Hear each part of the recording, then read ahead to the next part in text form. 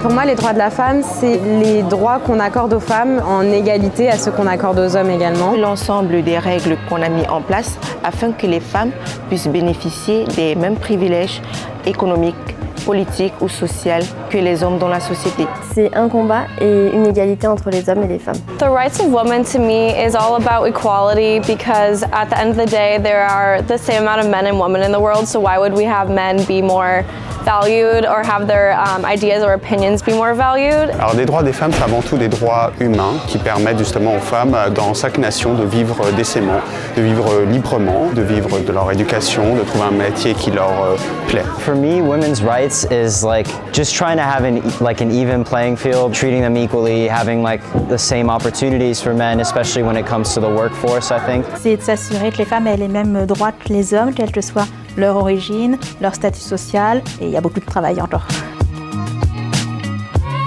Le 8 mars, c'est la journée de lutte pour le droit des femmes, donc une journée très importante. Même s'il y a de moins en moins d'inégalités, certaines perdurent encore, voire beaucoup, notamment au niveau du recrutement et des salaires, et aux stéréotypes en fait tout simplement. March 8th is very important to me because it's a day where we can all come together and unite and really show like how powerful women can be when we're given the voice to do so. C'est une journée qui est dédiée à tout le combat qu'il y a eu pour qu'on ait nos droits, nous, en tant que femmes. Ça représente la journée de lutte contre les inégalités, ça peut être d'ordre professionnel ou encore personnel, et surtout contre la violence faite aux femmes. Le 8 mars, c'est une journée donc pour sensibiliser sur les inégalités faites aux femmes et aussi sur toutes les actions qui sont autour. Ça montre un combat perpétuel, historique, parce que le 8 mars est né depuis les années 20.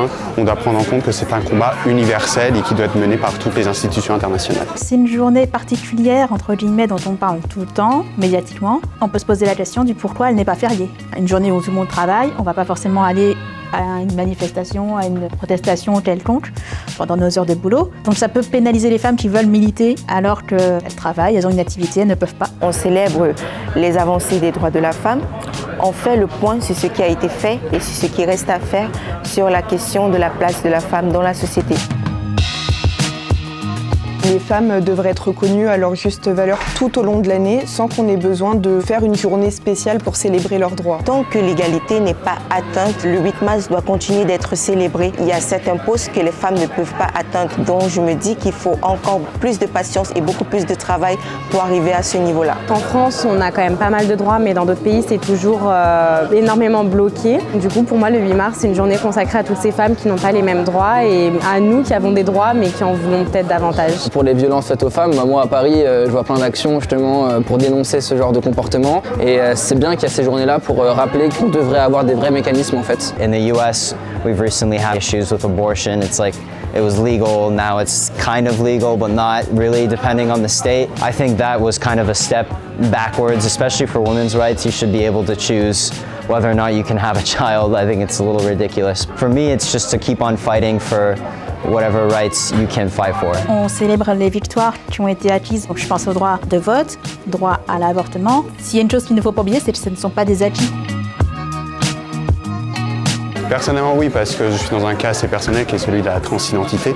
Et la pensée féministe me touche beaucoup dans mes combats, dans mes convictions. C'est pas seulement un combat seulement que des femmes. Les femmes pour les femmes, je pense que chaque homme, sa femme, chaque enfant de la nation, justement, doit mener un combat quotidien, justement, pour que dans le futur, une femme qui naît en France, justement, puisse jouir pleinement de ses droits. J'aimerais que l'égalité entre les conjoints au sein d'un foyer en Afrique soit banalisée. Il existe des mariages forcés, des filles qui sont obligées de se marier avec des hommes qu'elles n'aiment pas, des jeunes femmes qui sont forcées à se marier sous le régime polygamique alors qu'elles ne le veulent pas. Le droit à l'avortement, je pense notamment aux Américaines qui n'ont plus ce droit. C'est pas normal parce que pour moi c'est un choix et c'est un choix personnel sur notre propre corps. C'est l'excision.